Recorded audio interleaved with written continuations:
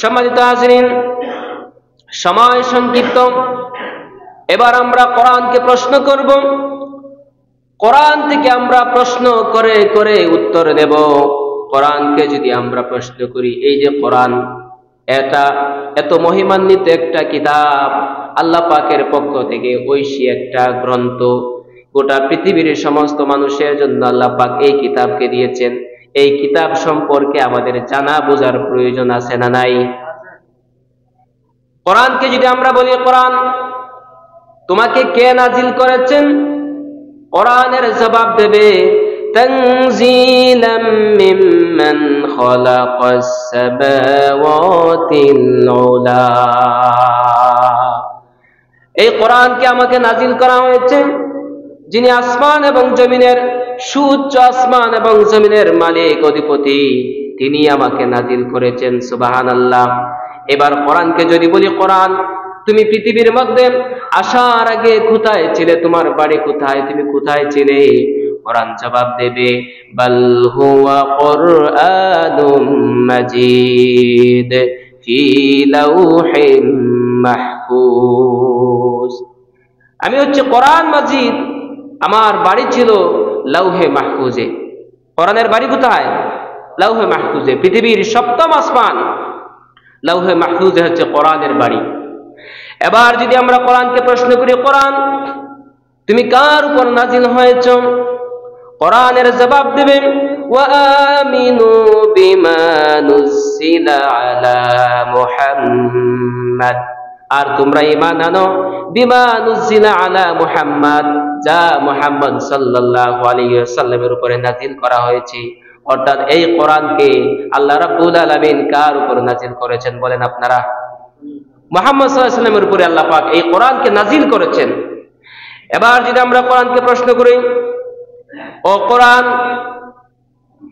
তোমাকে মুহাম্মদ সাল্লাল্লাহু আলাইহি ওয়াসাল্লামের উপরে আল্লাহ রাব্বুল আলামিন নাজিল করেছেন, এবার বলো তোমাকে এই সপ্তম আসমান লাউহে মাহফুজ থেকে এই পৃথিবীর প্রথম আসমান বাইতুল ইজ্জাত, সেখান থেকে আবার মুহাম্মদ সাল্লাল্লাহু আলাইহি ওয়াসাল্লামের উপরে বিভিন্ন ঘটনার প্রেক্ষিতে বিভিন্ন আয়াত, বিভিন্ন সূরা নাজিল করা হয়েছে। তোমাকে কে নিয়ে এসেছেন তোমার সাথে, কিংবা তোমাকে কে নিয়ে এসেছেন? কোরআনের জবাব দেবে নাযালা বিহির রূহুল আমিন। এটা নিয়ে এসেছেন বিহির রূহুল আমিন। রূহুল আমিন অর্থাৎ রূহুল আমিন, মুফাসসিরিনে কেরাম বলছেন রূহুল আমিন হচ্ছে জিবরাইল আলাইহিস সালাম। কে? হযরত জিবরাইল আলাইহিস সালাম রূহুল আমিন। তিনাকে রূহুল আমিন, বিশ্বস্ত আত্মা বলা হয়, রূহুল আমিন জিবরাইল আলাইহিস সালামকে। এবার যদি আমরা কোরআনকে প্রশ্ন করি, কোরআন বুঝলাম তোমাকে জিবরাইল আলাইহিস সালাম নিয়ে এসেছেন, আবার তোমাকে মুহাম্মদুর রাসূলুল্লাহ সাল্লাল্লাহু আলাইহি ওয়াসাল্লামের উপর নাজিল করা হয়েছে। এবার বললাম কোরআন তোমাকে কোন মাসে নাজিল করা হয়েছে? 12টি মাসের মধ্যে তুমি কোন মাসে এসেছো? কোরআন বলবে শাহরু রমাদানাল্লাযী উনজিলা ফীহিল কুরআন হুদাল লিন-নাসি ওয়া বায়্যিনাতিন মিনাল হুদা ওয়াল ফুরকান। কোরআন বলছে শাহরু রমাদান, আমাকে নাজিল করা হচ্ছে রমাদান মাসে, রমজান মাসে নাজিল করা হচ্ছে। এবার যদি আমরা বলি কোরআন বুঝলাম তোমাকে রমজান মাসে নাজিল করা হয়েছে, সেটা কি দিন ছিল নাকি রাত ছিল? জানার প্রয়োজন আছে না? সেটা কি দিন ছিল নাকি রাত ছিল? কোরআন জবাব দেবে ইন্না আনজালনাহু ফি লাইলাতিল কদর। আমাকে নাজিল করা হয়েছে, আমি কোরআনকে নাজিল করা হয়েছে রমজান মাসের কদরের রাত্রে। বলি সুবহানাল্লাহ। কদরের রাত্রে নাজিল করা হয়েছে। এই রাতটা কেমন? ইন্না আনজালনাহু ফি লাইলাতিন মুবারাকা, এক বরকতময় রাত্রে এই কোরআনকে নাজিল করা হয়েছে। সেই বরকতময় রাতটা কি? সেই বরকতময় রাত হচ্ছে কদরের রাত। বলি সুবহানাল্লাহ। কদরের রাত হচ্ছে বরকতময় রাত, এবং এই কদরের রাতে আল্লাহ তাবারক ওয়া তাআলা কোরআনকে নাজিল করেছেন। কোথা থেকে নাজিল করেছেন? প্রথমেই সম্পূর্ণ কোরআন একসাথে লাউহে মাহফুজ থেকে পৃথিবীর প্রথম আসমান বাইতুল ইজ্জাতে নাজিল হয় এবং সেখান থেকে রমজান মাসে কদরের রাত্রে সর্বপ্রথম কোরআনের 5টা আয়াত সূরাতুল আলাকের প্রথম 5টা আয়াত আল্লাহ পাক বিশ্বনবীর উপরে নাজিল করেছেন। সুবহানাল্লাহ। তাহলে আল্লাহ রাব্বুল আলামিন রমজান মাসে কোরআনকে নাজিল করেছেন এবং কদরের রাত্রে কোরআনকে নাজিল করেছেন। এবার যদি আমরা বলি কোরআন পৃথিবীর মধ্যে প্রায় 7 থেকে 7,500 ভাষা রয়েছে। 7 থেকে 7,500 ভাষায় পৃথিবীর মানুষেরা কথা বলে। তার মধ্য থেকে তোমার ভাষাটা কি কোরআনের জবাব দিচ্ছে। ইন্না জাআলনাহু কুরআনান আরাবিয়্যান লাআল্লাকুম তাকিলুন। জোরে বলুন আল্লাহু আকবার। কোরআন বলছে নিশ্চয় আমাকে পাঠানো হয়েছে, নাজিল করা হয়েছে, প্রেরণ করা হয়েছে। আমি কোরআনকে কোরআন রূপে প্রেরণ করা হয়েছে। কোন ভাষায়? আরবি ভাষায় নাজিল করা হয়েছে। এবার যদি কোরআনকে বলি কোরআন তোমাকে আরবি ভাষায় কেন নাজিল করা হয়েছে, এর কারণটা কি, হিকমত কি? কোরআন বলছে লাআল্লাকুম তাকিলুন, যেন তোমরা বুঝতে পারো, এজন্য আমাকে আরবি ভাষায় নাজিল করা হয়েছে। যার উপরে কোরআন নাজিল হয়েছে তিনি হচ্ছেন আরবের, এবং আরবের ভাষা ছিল আরবি। এজন্য নবী করিম সাল্লাল্লাহু আলাইহি সাল্লামের উপরে আরবি ভাষায় কোরআনকে নাজিল করা হয়েছে। আবার এই আরবি ভাষাটা জানার জন্য, বোঝার জন্য অত্যন্ত সহজ একটি ভাষা। আমরা যদি কোরআনকে বলি কোরআন, পৃথিবীতে ইংলিশ ভাষা আছে, স্প্যানিশ ভাষা আছে, তারপরে হিব্রু ভাষা, হিন্দি ভাষা, উর্দু, ফার্সি, বাংলা, কত রকমের ভাষা রয়েছে।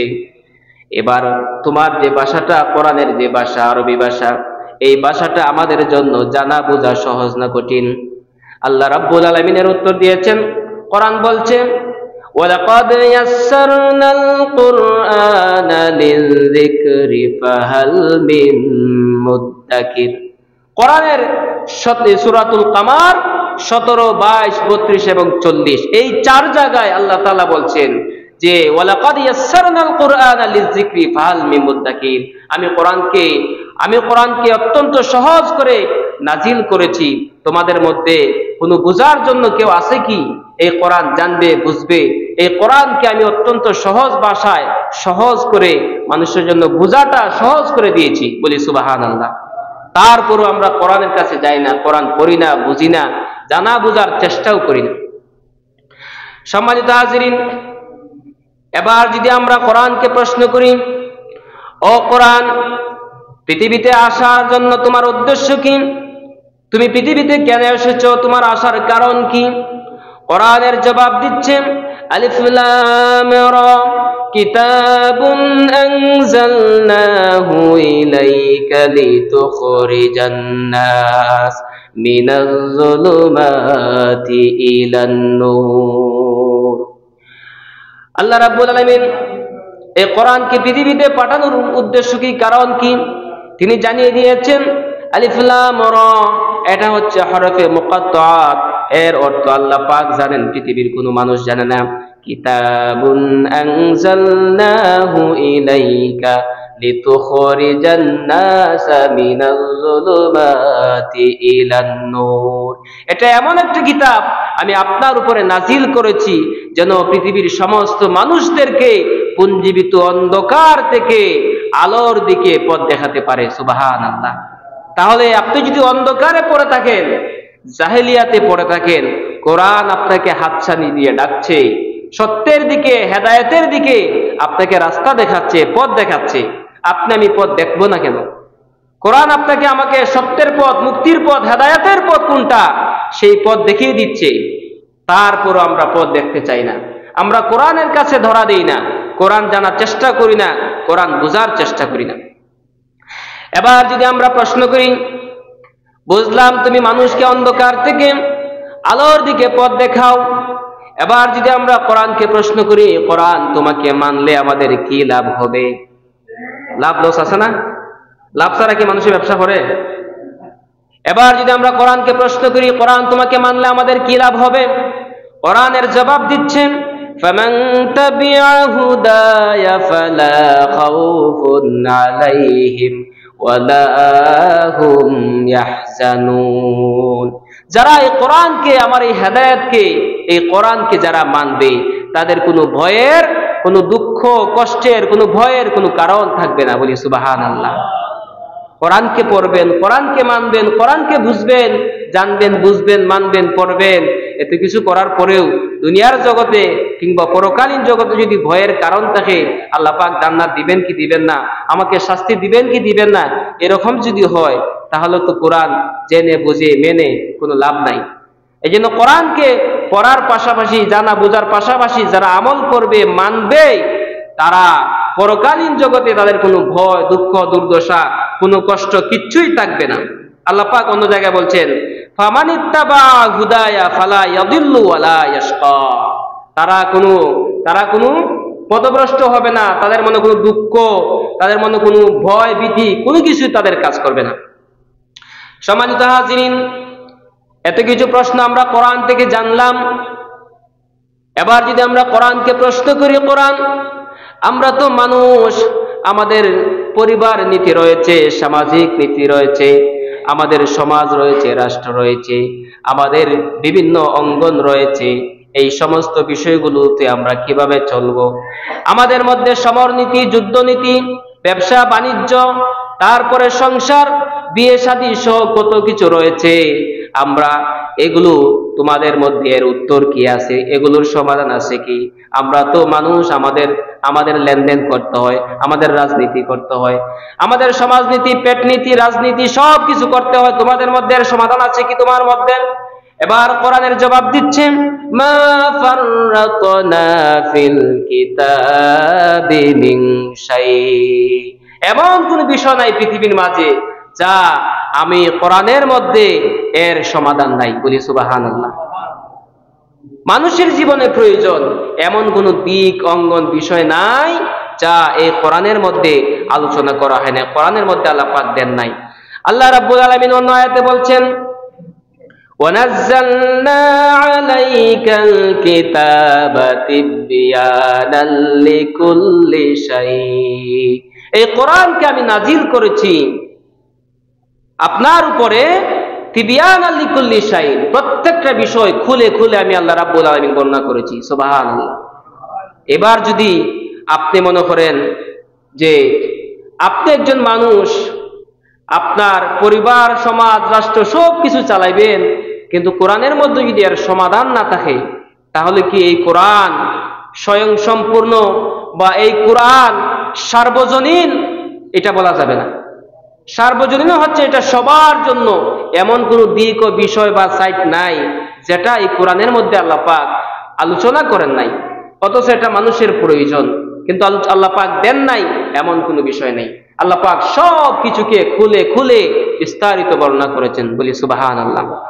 আমার ভাইয়েরা, এবার যদি আমরা কোরআনকে প্রশ্ন করি, আবার ও কোরআন, 12টি মাসের মধ্যে রমজান মাসে আমরা রোজা রাখি, এই রোজাটা আমাদের জন্য, এর বিধান কি? আবার এই রোজা রাখলে আমাদের কি লাভ হবে? আল্লাহ রাব্বুল আলামিন এর উত্তর কোরআন থেকে জানিয়ে দিয়েছেন। আল্লাহ পাক বলছেন, ইয়া আইয়ুহাল্লাযীনা আমানু কুতিবা আলাইকুমুস সিয়াম কামা কুতিবা আলাল্লাযীনা মিন ক্বাবলিকুম লাআল্লাকুম তাত্তাকুন। ও পৃথিবীর ঈমানদার নারী ও পুরুষেরা, তোমাদের উপর রোজার বিধানটা হচ্ছে, এটা ফরজ। এটা কি ফরজ? কেন তোমাদের উপর রোজাকে ফরজ করা হয়েছে? লাআল্লাকুম তাত্তাকুন, যাতে তোমরা মুত্তাকি হতে পারো, তাকওয়াবান হতে পারো, আল্লাহকে বেশি পরিমাণে তোমরা ভয় করতে পারো, এজন্য তোমাদের উপর রোজাকে ফরজ করা হয়েছে। বলি সুবহানাল্লাহ। এবার যদি আমরা বলি, আল্লাহ রাব্বুল আলামিনকে যদি আমরা ভয় করি, তাহলে আমাদের কি ফায়দা হবে, কি লাভ হবে? এবার কোরআনের উত্তর দিচ্ছে, ওয়ামান ইয়াত্তাকিল্লাহা ইয়াজআল লাহু মাখরাজা ওয়া ইয়ারযুকহু মিন হাইসু লা ইয়াহতাসিব। যে ব্যক্তি আল্লাহকে ভয় করবে, ইয়াজআল লাহু মাখরাজা, মানে আল্লাহ পাক তার জন্য যথেষ্ট। ওয়া ইয়ারযুকহু মিন হাইসু লা ইয়াহতাসিব, আল্লাহ পাক ওই বান্দাকে এমন জায়গা থেকে রিজিক দেবেন যা সে কল্পনা করতে পারবে না। তাহলে আল্লাহকে যারা ভয় করে এদের কি লাভ আছে না নাই? সবাই কথা বলেন। আল্লাহ তাআলাকে যদি আমরা ভয় করার মতো ভয় করি, আমাদের দুনিয়াতেও ফায়দা আছে, পরকালীন জগতেও ফায়দা আছে। এবং যারা আল্লাহকে ভয় করবে আল্লাহ পাক তাদের জন্য যথেষ্ট হয়ে যান, এবং তিনি আল্লাহ পাকের এই বান্দাকে এমন জায়গা থেকে রিজিক দেবেন যা সে কল্পনা করতে পারবে না। সুবহানাল্লাহ। এবার যদি আমরা কোরআনকে প্রশ্ন করি, কোরআন তুমি কাদের জন্য গাইডবুক হিসেবে কাজ করো, গাইডলাইন হিসেবে কাদের জন্য তুমি এসেছো? কোরআনের জবাব সূরা বাকারার প্রথম দিকে আল্লাহ পাকের জবাব দিয়েছেন, আলিফ লাম মিম যালিকাল কিতাবু লা রাইবা ফীহি হুদাল লিল মুত্তাকিন। এই কোরআনটা হচ্ছে গাইডবুক হিসেবে, গাইডলাইন হিসেবে কাজ করবে তাদের জন্য, ঢালাওভাবে সবার জন্য না, কিন্তু তাদের জন্যই, হুদাল লিল মুত্তাকিন, যারা মুত্তাকি, যারা আল্লাহকে ভয় করে তাদের জন্য এই কোরআন একমাত্র কাজ করবে। যারা আল্লাহকে ভয় করে চলে তাদের জন্য এই কোরআন হচ্ছে হেদায়াত, হেদায়াতের বই, হেদায়াতের কিতাব। সম্মানিত হাজিরিন, তাহলে কোরআন থেকে এক এক করে আমরা অনেকটি প্রশ্ন জানলাম। এবার যদি আমরা কোরআনকে প্রশ্ন করি, কোরআন তুমি বলে দাও তো আমাদের জীবনটা কেমন? আমাদের জীবন কি একটাই না আরো আছে? দুনিয়ার জীবন, দুনিয়াতে জীবন কি একটা না আরো আছে? দুনিয়াতে জীবন কি একটাই না আরো আছে? একটা। দুনিয়ার জীবন একটা। আমাদের পরকালীন আর একটা জীবন আছে, যেটা আমাদের মৃত্যুর পরে পরকালীন জীবন, অনন্তকালের জীবন, যে জীবনের কোনো শেষ নাই। কিন্তু দুনিয়াতে আমাদের জীবন আছে। আমরা দুনিয়াতে আসার আগে একেবারে সবার প্রথমে আমরা ছিলাম আলমে আরওয়াহে, রূহের জগতে। এই পৃথিবীতে আদম আলাইহিস সালাম থেকে শুরু করে পৃথিবীর শেষ পর্যন্ত, শেষ যে মানুষটা আসবে সেই মানুষ পর্যন্ত কোটি কোটি মানুষ, এই সমস্ত মানুষের রূহগুলোকে আল্লাহ পাক একসাথে সৃষ্টি করেছিলেন এবং এক জায়গায় রেখে দিয়েছিলেন। রাখার পরে বলছিলেন, আলাস্তু বিরাব্বিকুম, ও মানুষেরা, ও রূহ, আমি কি তোমাদের রব নই? তখন আজকে যারা হিন্দু, বৌদ্ধ, খ্রিস্টান, যত ধর্মের মানুষ আছে, আমরা আস্তিক নাস্তিক সহ সবাই বলেছিলাম ক্বালু বালা, হ্যাঁ অবশ্যই আপনি আমাদের রব।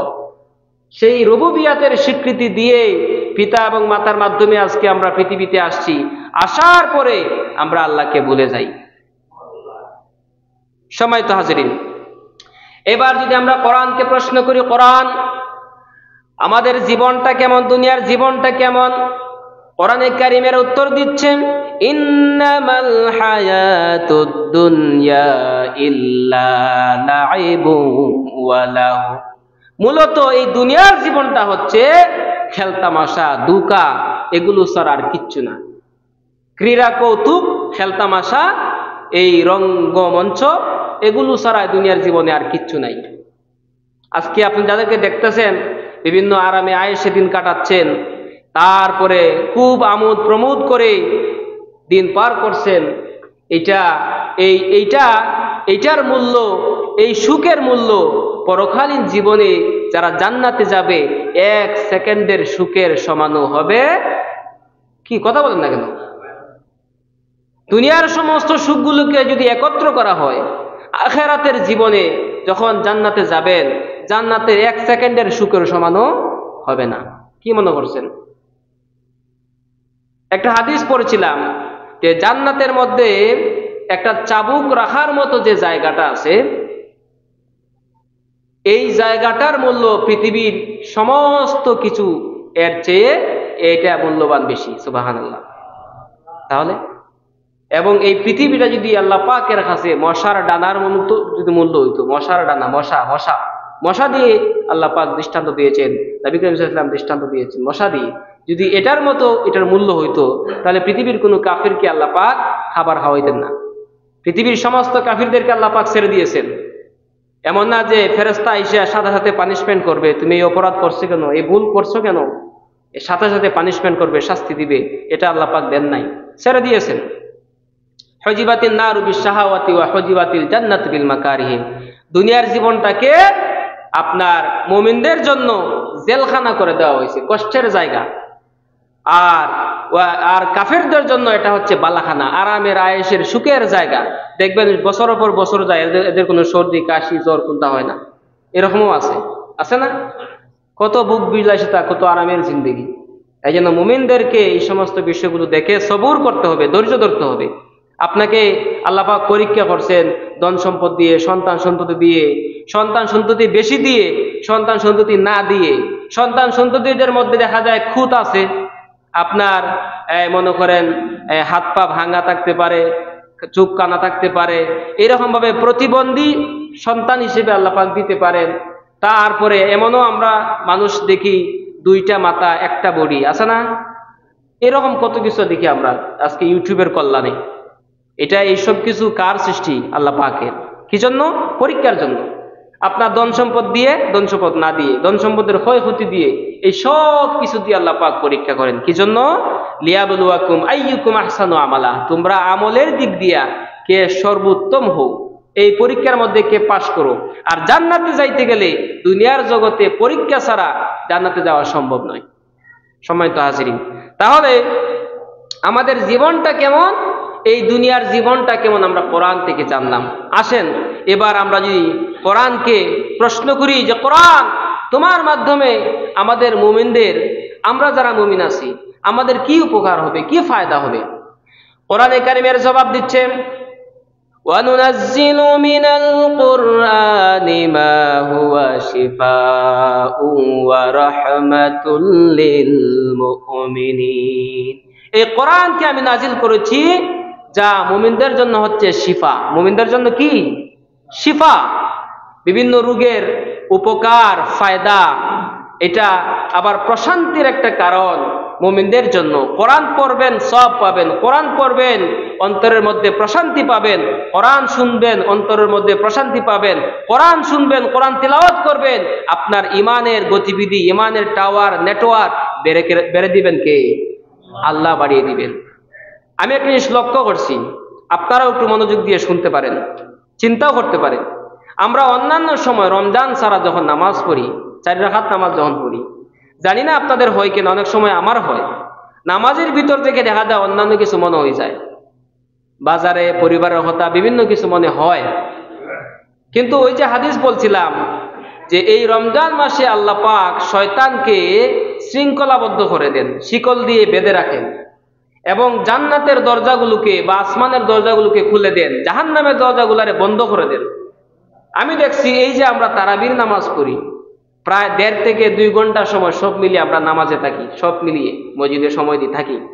দেখেন তো এই যে 1 ঘন্টার উপরে, 1 ঘন্টা 20 মিনিট বা 1.5 ঘন্টা সময় আমরা একসাথে মোটামুটি নামাজটা পড়ি, কিন্তু আমি দেখছি আমার মানে অন্য কোনো কিছু মনে হয় না, শুধু নামাজের দিকে, তেলাওয়াতের দিকে মনটা থাকে। আপনারা এরকম থাকেনি? থাকে, যেটা অন্য সময় থাকতো না। কিন্তু এই রমজান মাসে এত লম্বা নামাজ হওয়ার পরেও আপনার নামাজের দিকে মনটা, তেলাওয়াতের দিকে মনটা থাকে। সুবহানাল্লাহ। এটা কিসের কল্যাণে? রমজানের কল্যাণে। সম্মানিত হাজিরিন, তো যারা কোরআনকে পড়বে, বুঝবে, মানবে, এই কোরআন তাদের জন্য শিফা, তাদের জন্য শান্তির, প্রশান্তির কারণ। বিভিন্ন রোগ হলে এই কোরআনের সূরা ফাতিহা যদি পড়ে আপনি ফু দেন, মাফ করে দেন কে? আল্লাহ। সূরা নাস, ফালাক, ইখলাস অথবা আয়াতুল কুরসি, এই সমস্ত সূরাগুলোর মধ্যে, কোরআনের বিভিন্ন আয়াতের মধ্যে আল্লাহ পাক শিফা দিয়ে দিয়েছেন। সম্মানিত হাজিরিন, আমরা সময় শেষের দিকে চলে এসেছি। এবার যদি আমরা কোরআনকে বলি, আচ্ছা কোরআন আমাদেরকে বলে দাও, আমরা তো মানুষ, সব সময় আমাদের শত্রু বন্ধু চিনতে পারি না, বুঝতে পারি না। আচ্ছা তুমি আমাদেরকে একটু বলে দাও আমাদের প্রকৃত শত্রু কে? প্রকৃত শত্রু কে এটা আমাদের জানার প্রয়োজন আছে না নাই? প্রকৃত বন্ধু কে এটাও তো জানার প্রয়োজন আছে। যে শত্রু, তারা যদি আপনি বন্ধু বানাইয়া তার সাথে চলেন, আপনার সাময়িক দুনিয়াতে ফায়দা দেখায়, লাভ দেখায়, এবং দেখা যায় পরে নিয়ে গর্তের মাঝে ফেলায়, এটা কি প্রকৃত কোনো বন্ধু হইতে পারে? কথা বলেন। যিনি আমাদের প্রকৃত বন্ধু, তার সাথে আমাদের সম্পর্ক গড়া বুদ্ধিমান মুমিনদের কাজ। এবার যদি আমরা কোরআনকে প্রশ্ন করি, কোরআন বলে দাও আমাদের প্রকৃত শত্রুকে। কোরআন বলছে ইন্নাশ শাইতানা লাকুম আদুউম মুবিন, নিঃসন্দেহে শয়তান হচ্ছে তোমাদের প্রকাশ্য শত্রু, প্রকৃত শত্রু, প্রকাশ্য শত্রু শয়তান। এবং অন্য জায়গায় বলা হয়েছে যারা মুনাফিক, যারা কাফির, তারা হচ্ছে তোমাদের শত্রু, তাদেরকে তোমরা বন্ধু বানিও না। এবার যদি বলি কোরআন, তাহলে আমাদের বন্ধুকে কোরআন বলছে আল্লাহু ওয়ালিয়ুল্লাযীনা আমানু ইউখরিজুহুম মিনাজ যুলুমাতি ইলান নূর। জোরে বলুন আল্লাহু আকবার। কোরআন বলছে আল্লাহু ওয়ালিয়ুল্লাযীনা আমানু, আল্লাহ হচ্ছে তাদের বন্ধু যারা ঈমানদার, ঈমানদারদের বন্ধু হচ্ছেন আল্লাহ। তিনি কি করেন? মানুষদেরকে অন্ধকার থেকে আলোর দিকে পথ দেখান। আল্লাহ মানুষদেরকে, আল্লাহর সাথে যারা বন্ধুত্ব করে, যারা খাঁটি মুমিন ঈমানদার বান্দা যারা, তারা হচ্ছে আল্লাহ পাকের বন্ধু। আল্লাহ পাক হচ্ছেন তাদের বন্ধু। আল্লাহ পাক তাদেরকে কি করেন? অন্ধকার থেকে তাদেরকে আলোর দিকে পথ দেখান। সুবহানাল্লাহ। এবার যদি কোরআনকে প্রশ্ন করি, কোরআন দুনিয়ার জীবনে যারা চাকরি করেন, যারা বিসিএস পরীক্ষায় উত্তীর্ণ হয়ে যারা চাকরি করেন, যারা পুলিশ, আর্মি, বিডিআর এরকম ভাবে যারা শিক্ষক নিবন্ধনে পাশ করে, যারা শিক্ষকতার পেশা জড়িয়ে যান, সরকারি চাকরি করেন, বেসরকারি চাকরি করেন, যারা ইঞ্জিনিয়ারিং পাশ করে লক্ষ লক্ষ টাকা বেতনে, মাসিক বেতনে চাকরি করেন। এবার আমাকে বলে দাও, যারা দেশে কিংবা প্রবাসে বিপুল পরিমাণ টাকা ইনকাম করেন, কিংবা অনেক গাড়ি বাড়ির মালিক, তাদের মধ্য থেকে আসলে চূড়ান্ত সফলতা কোন মানুষের জন্য? কোন মানুষটা সফল? যারা দুনিয়াতে চাকরি বাকরি করে, ভালো খায়, ভালো পড়ে, তারা সফল নাকি কে সফল?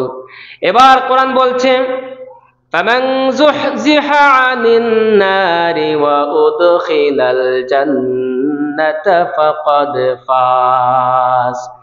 ফামান যুহজিহা আনিন নার, কোরআন বলছে যে না, দুনিয়াতে আপনি যাদের নাম বলছেন, যাদের কথা বলছেন যে এরা সফল কিনা, বা মানুষ মনে করে এরা সফল, যে না, দুনিয়াতে এরা সফল নয়। প্রকৃত সফলতা, চূড়ান্ত সফলতা হচ্ছে ওই সমস্ত মানুষদেরকে যাদেরকে পরকালীন জগতে ফামান যুহজিহা আনিন নার, জাহান্নামের কঠিন আযাব থেকে, আগুন থেকে যাদেরকে দূরে রাখা হবে, ওয়া উদখিলাল জান্নাহ, আর যাদেরকে জান্নাতের মধ্যে প্রবেশ করা হবে, ফাকাদ ফাজ, এরাই হচ্ছে, অবশ্যই এরাই হচ্ছে চূড়ান্ত সফল ব্যক্তি। সুবহানাল্লাহ। কোরআন বলছে কি বলছে না? উত্তর দিছে কি দিছে না কোরআনে? তাহলে এটাই হচ্ছে চূড়ান্ত সফলতা, যাদেরকে পরকালীন জগতে শাস্তি থেকে, আযাব গজব থেকে, বিভীষিকাময় কঠিন আযাব গজব থেকে যাদেরকে দূরে রেখে জান্নাতের মধ্যে প্রবেশ করিয়ে দেওয়া হবে, এটাই হচ্ছে চূড়ান্ত সফলতা। এবার যদি আমরা কোরআনকে বলি, ও কোরআন, তোমার কাছ থেকে অনেক প্রশ্ন জানলাম, এবার যদি আরেকটা প্রশ্ন করি, আমাদেরকে উত্তর দিয়ে দাও।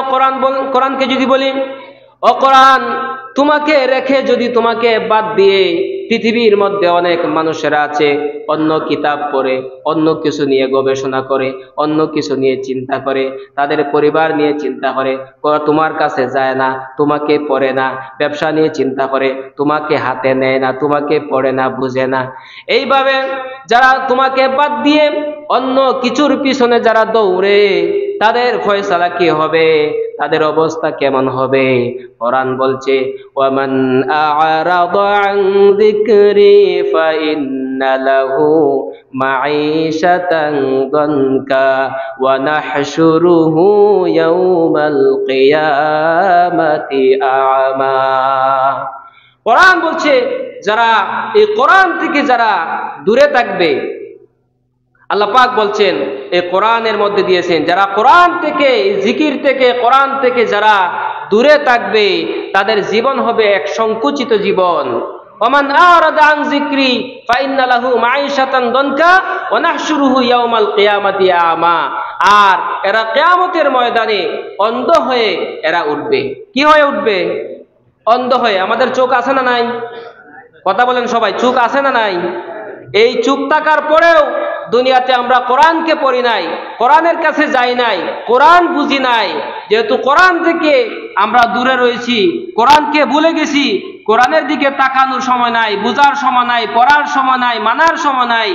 কিন্তু দুনিয়াতে চুপ থাকার পরেও আমরা কোরআনকে খুলে দেখি নাই।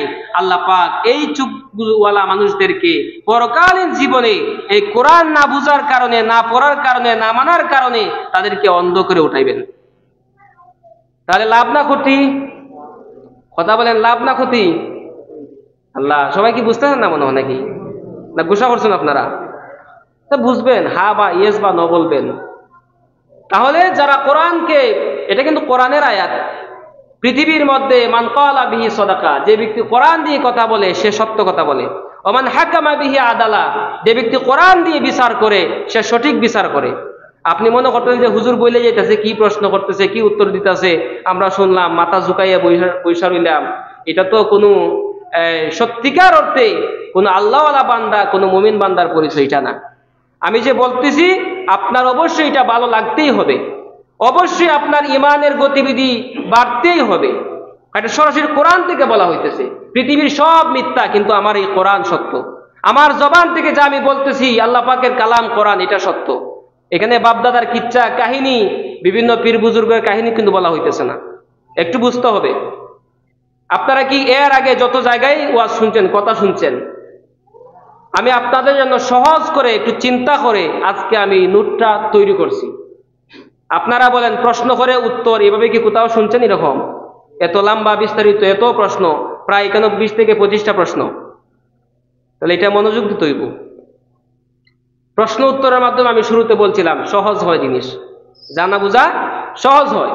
আজকে হুজুরে ওয়াজ করতেছে, ঘন্টার পর ঘন্টা ওয়াজ করতেছে, জিকির, দাঁড়াইয়া, খাইতুইয়া, শীতুইয়া, বইয়া, বাসো উঠিয়া, গাছও উঠিয়া, কত রং বেরঙ্গের জিকির, হু হু, আবার এরকমও জিকির আছে, হা হা। মানে এগুলা তো আপনারা, আমি একটু মানে বেশি রসিকতা বলা হয় না, কিন্তু এটা বলা আমার উদ্দেশ্য না। এগুলা ইউটিউব খুললে দেখা যায় আছে, বিভিন্ন হুজুরা ডান্স সিস্টেমে জিকির, হ্যাঁ। তারপরে ওই যে বললাম হা হা, মানে এগুলো হুবহু আমি অভিনয় করে দেখাইতে পারবো, কিন্তু দেখানিটা আমার উদ্দেশ্য না।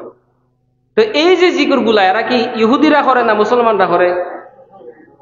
আপনারা করুন নিলাহান, সবাই জুড়ে বলবেন, ইহুদিরা করে না মুসলমানরা করে? এই জিকির কি ইহুদি খ্রিস্টানরা না মুসলমানরা? মুসলমানরার জিকির। কিন্তু মুসলমানরার জিকির মুসলমানরা কিভাবে করবে, এই সব মূলনীতি, নিয়ম নীতি সব কিছু আল্লাহর নবীর মাধ্যমে এবং কোরআনেও এর নীতিমালা দেওয়া আছে। গতকালকে হাবিব চাপে পড়ছিলেন সূরা আরাফের শেষের আয়াতটা, আমরা সেজদাত ইসলাম মনে আছে? সেজদাত ইসলাম, সেজদার আয়াত, আয়াতটার একবারে শেষের দিকে আয়াতটা হলো ওয়াজকুর রাব্বাকা ফি নাফসিকা তাদাররুআ ওয়া খিফাতা ওয়া দুনাল জাহরি মিনাল কাওলি বিল গুদুই ওয়াল আসাল। তোমরা তোমাদের রবকে আল্লাহরে ডাকো। কিভাবে ডাকো? আপন মনে, ক্রন্দনরত অবস্থায়, বিনয়ের সাথে, নম্রভাবে, সুন্দর করে ডাকো। লাফালাফি করিয়া, ফালাফালি করিয়া, আবার গলা ভাঙ্গিয়া এইরকম না। কোরআনে এর উত্তর আছে না নাই? কথা বলেন, আছে না নাই? জিকির মানে হচ্ছে আল্লাহর স্মরণ। হাদিসের মধ্যে এটা যেহেতু ইবাদত, হাদিসের মধ্যে এর মূলনীতি সুন্দর করে দেওয়া আছে। সর্বোত্তম জিকির আল্লাহু আকবার, সুবহানাল্লাহ, আলহামদুলিল্লাহ, লা ইলাহা ইল্লাল্লাহ। এবার বলেন আমরা কয়বার পড়ি? আর যারা ওই যে আগে বলছিলাম, যারা এইভাবে করে, এরা কি এই আসলটা করে না নকলটা করে?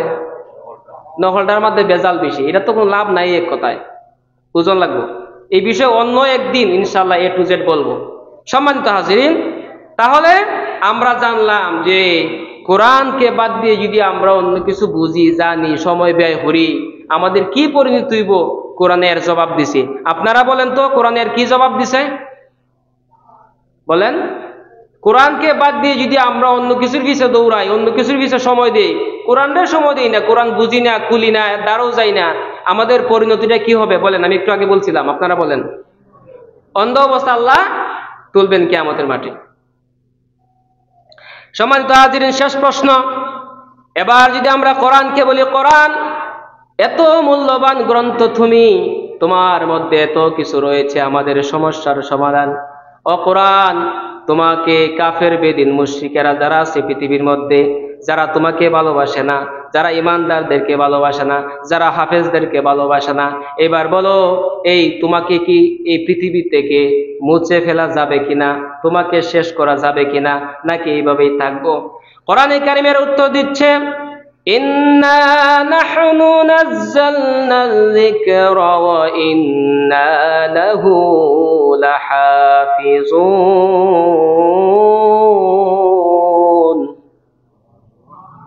কোরআন বলছে ইন্না নাহনু, নিশ্চয় আমি, নাযালনাল যিকরা, এই জিকিরকে, এই কোরআনকে নাজিল করেছি, ওয়া ইন্না লাহু লাহাফিজুন, আর অবশ্যই আমি আল্লাহ রাব্বুল আলামিন এর হেফাজত করব। সুবহানাল্লাহ। এবার দেখেন, পৃথিবীতে যত মুসলমান দেশ আছে, এমন কোন দেশ নাই যে হাফেজে কোরআন নাই, কম হোক আর বেশি হোক। আজকে বাংলাদেশে এমনও এই যে লাইব্রেরিতে বড় বড় লাইব্রেরি আছে, আমার জানা মতে, আমি নাম বললাম না, এমনও একজন লেখকের এত মূল্যবান একটা বই, আজ থেকে হয়তো 20-30 বছর আগে ওইটা ছিল, কিন্তু এই বইটা এখন মার্কেটে পাওয়া যায় না, নাই। যারা কিনছে তাদের কাছেও সিরাফারা ফাতা টাতা সহ যা যে বাবা আছে কিছু আছে। আমি এই বইটা সংগ্রহ করছিলাম ওনার কাছ থেকে। তো এই বইটা কোনো লাইব্রেরিতে বর্তমানে পাওয়া যায় না। এটা হচ্ছে আল্লামা দেলোয়ার হোসেন সাঈদী সাহেবের একটা বই, মানে বিষয়ভিত্তিক ওয়াজ। মানে সাঈদী সাহেব যেভাবে যা ওয়াজ করতেন, ওরা খুব হুবহু এইভাবে সুন্দর করিয়া, মানে কোরআন বিল কোরআন রেফারেন্সের সাথে সুন্দর করে তুলে ধরছে। কিন্তু এই বইটা বর্তমানে কোনো মার্কেটে নাই। এই যে নায়িকা, এইটা এবং এইটা যদি অন্য কারো সংরক্ষণে থাকে, তাহলে এটা কি মুছে ফেলা সম্ভব? এটা কি আবার প্রিন্ট করা যাবে? যাবে না। পৃথিবীর মধ্যে যদি কোনো এক রাষ্ট্রের সমস্ত হাফেজদেরকে বা রাষ্ট্রকে আপনার অ্যাটম বম বা এরকম ভাবে মনে করেন এদেরকে দেশটারে জ্বালিয়ে দেওয়া হয়, কোনো মানুষ বলতে এই দেশে নাই, তাহলে হাফেজে কোরআন মনে হয় সব শেষ নাকি? কথা বলেন। হাফেজে কোরআন, কোরআনের হাফেজ আরো আছে না নাই? আরো দেশে আছে না নাই? এবার যদি মনে করেন এরকম 2-4টি দেশও জ্বালিয়ে দেওয়া হয়, তাহলে আরো হাফেজে কোরআন আছে না নাই? আল্লাহু আকবার। এটাই হচ্ছে কোরআনের মুজিজা। কোরআনের তেলাওয়াতে পড়া, বুঝা, মজা, এটার শেষ নাই। আজকে যারা নামাজ পড়তেছেন, আমাদের বাপদাদারাও নামাজ পড়ছিলেন, আপনারা বলেন এই পর্যন্ত এই বিগত 100 বছর সূরা কাউসার দিয়ে নামাজ হয়েছে। প্রথমে কাউসার, তারপরে অন্য আরেকটা সূরা, এরকম হয়েছে নি? না সূরা ফাতিহা দিয়ে পড়া হয়েছে প্রথমে? কথা বলেন। আপনারা মনে হয় আমার কথা বুঝেন না মনে হয়। প্রথমে কি সূরা ফাতিহা পড়ে না অন্য সূরা? নবী করিম সাল্লাল্লাহু আলাইহি সাল্লামের সময়, আজ থেকে 1450 বছর আগে এই সূরা ফাতিহা দিয়ে নামাজ পড়া শুরু হয়েছে। এখনো পর্যন্ত সূরা ফাতিহা আছে, কিয়ামতের পূর্ব পর্যন্ত সূরা ফাতিহা থাকবে। এটার মজা শেষ হয়ে যাইবে? মজা কি শেষ হয়ে যাবে? একটা পারফিউম, আতর, এটার মজা মনে করেন সবসময় থাকে না। একজন মানুষ এটা ইউজ করতেছে, এক ভদ্রলোক, এটার পরে আরেকটা পাল্টায় না? আতর কি সারা জীবন একটাই ব্যবহার করেন আতর? কথা বলেন সবাই, একটু মুখটা নাড়াই বলেন। 100 টাকা দামের আতর, 200 টাকা দামের আতর, 50 টাকা দামের আতর, 20 টাকা দামের আতর, খালি ফাল্টা নির্মন চায়। বাবা তোমার আতরটার নাম কি? তা সফট। তোমারটার নাম কি? তা মেরিগোল্ড। তোমারটার নাম কি? জবা। তোমারটার নাম কি? সৌদিয়া। হ্যাঁ, খালি মনটা খালি চায় যে ফাল্টাইতো আতর। হ্যাঁ, বিভিন্ন ধরনের গ্রান নিতে চায়। কোরআনকে আল্লাহ পাক এমন ভাবে দিচ্ছেন, একটা কবিতা যদি একটা মানুষে পড়ে, একবার, দুইবার, তিনবার তুলে 2 হাত করি মোনাজাত, হে রহিম রহমান, একবার শুনলেন, আরেকবার স্যার কণ্ঠে আরেকবার শুনলেন, আরেকবার স্যার কণ্ঠে আরেকবার শুনলেন, একটা আবৃত্তি, একবার, দুইবার, 5 বার, 10 বার ভালো লাগবে, পরে এটা শেষ। একটা গান, এমন একটা গান বাড়িছে একবারে ভাইরাল সারা দুনিয়ায়। ধরেন হিন্দু গানেই কত গান আছে, গানের একটা শব্দও বুঝে না, কিন্তু তার ভিতরে তাল, বাব, একবারে বাবের শেষ নাই। এই গানটা একবার, দুইবার শুনে, খাইতে গিয়েও শুনে, বইতে গিয়েও শুনে, বাথরুমে যাইও শুনে, আছে না? এত মজা, পরে দেখা যায় মজা শেষ। বাদাম বাদাম কাঁচা বাদাম, আসেননি কাঁচা বাদাম? কথা বলেন। কাঁচা বাদাম মনে আসেনি? কাঁচা বাদাম আছে? কোনো কাঁচা বাদাম নাই। অথচ এই কাঁচা বাদাম, বাপরে বাপ, মানে এমন কোনো মানুষ নাই, বাচ্চা নাই, তার মুখে কাঁচা বাদামের গ্রান নাই। হ্যাঁ, তো তো এই যে আল্লাহ তাআলা এই কোরআনের মুজিজা দিয়ে দিয়েছেন, কাবার প্রধান ইমাম আব্দুর রহমান আস-সুদাইস এর কণ্ঠে আল্লাহ পাক তার কণ্ঠে সুললিত কণ্ঠে সুমিষ্ট কণ্ঠে সূরা ফাতিহা একরকম স্বাদ লাগে, আবার শেখ সুরাইম তারপরে রাশিদ আল আফাসি এক একজনের কণ্ঠে এক এক রকম লাগে, একজনেরটা চেয়ে আরেকজনেরটা বিউ বেশি। আব্দুর রহমান আস-সুদাইস যখন পড়ে আলহামদুলিল্লাহি রাব্বিল আলামিন আর রহমানির রহিম মালিকি ইয়াউমিদ্দিন ইয়াকা না'বুদু ওয়া ইয়াকা নাস্তাঈন। মজা আছে না নাই সম্মানিত হাজিরিন? তাহলে এই যে কোরআন, এই কোরআনকে এটার স্বাদ অপরিবর্তনীয়, এটার মজা জানা বুঝা কিয়ামত পর্যন্ত পৃথিবীর যত তাফসীরকাররা আসবে এটা শেষ করতে পারবে না তাফসীর করে। যারাই বুঝবে, যত বড় ধরনের পণ্ডিত হোক না কেন, জ্ঞানী হোক না কেন, এটা শেষ করতে পারবে না জানা বুঝা। আল্লাহ পাক বলছেন ওমা উতিতুম মিনাল ইলমি ইল্লা কালিলা, আমি তোমাদেরকে সাগর যেভাবে আটলান্টিক মহাসাগর, প্রশান্ত মহাসাগর, এত বিশাল বিশাল পানি, আর প্রশান্ত মহাসাগরের গভীরতা আমি একটা ম্যাপে দেখছিলাম প্রায় 34 থেকে 35 হাজার ফিট গভীর। এত গভীরতা পানি কেমন হবে? নীল তিমি, এত বিশাল বিশাল তিমি, প্রায় 40টা হাতির ওজনের সমান এক একটা নীল তিমি, বড় বড় হাতির সমান এক একটা নীল তিমির ওজন। এদেরকে চালায় কে? তাহলে এই যে আল্লাহ পাক এই সমুদ্রগুলা দিচ্ছেন, এত বিশাল জলরাশি পানি রাশি, এখান থেকে একটা সুয়ের অগ্রভাগ থেকে আপনি যেভাবে যদি এটাকে ঢুকান, যতটুকু পানি আসবে, মনে করেন আল্লাহ পাকের বিদ্যার সাগরটা এতটুকু বিদ্যা থেকে সুয়ের অগ্রভাগে করে মানুষ যেই পরিমাণ পানি আনতে পারবে, এতটুকু জ্ঞান বিজ্ঞান আবিষ্কার যাই কিছু বলেন সব কিছু আল্লাহ পৃথিবীর সমস্ত মানুষদেরকে দিয়েছেন। সুবহানাল্লাহ। সম্মানিত হাজিরিন, তাহলে এই কোরআনের স্বাদ মজা জানা বুঝা এটা পৃথিবীর সমস্ত কিতাব থেকে ভিন্ন। এটা নাজিল করে স্বয়ং আল্লাহ পাক দিয়েছেন, এবং এই কোরআনকে পৃথিবীর কোনো শক্তি, কোনো পরাশক্তি, কোনো ব্যক্তি যারাই কোরআনের পিছনে লাগবে তারাই ধ্বংস হয়ে যাবে, কোরআন ধ্বংস হবে না। এই জন্য যতটুকু প্রশ্নের আলোকে আজকে আমি একটু ইউনিক, একটু ব্যতিক্রম সিস্টেমে আপনাদেরকে বলার বোঝানোর চেষ্টা করছি, আশা করি আপনাদের মনে আছে না নাই? আছে। যতটুকু বিষয় আলোচনা করলাম, আল্লাহ পাক আমি সহ আমাদের সবাইকে যেন এই বিষয়ে আমল করার তৌফিক দান করেন। সবাই বলি আমিন।